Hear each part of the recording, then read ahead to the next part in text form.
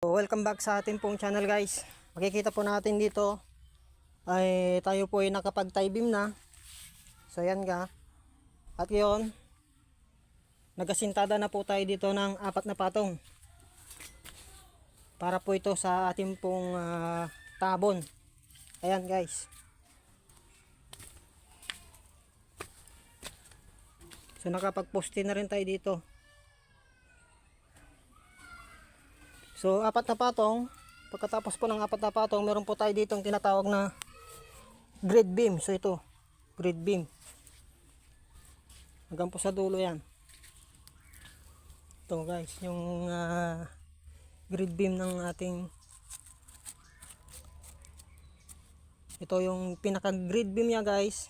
At dito na rin yung finish ng kanyang flooring. Ayan.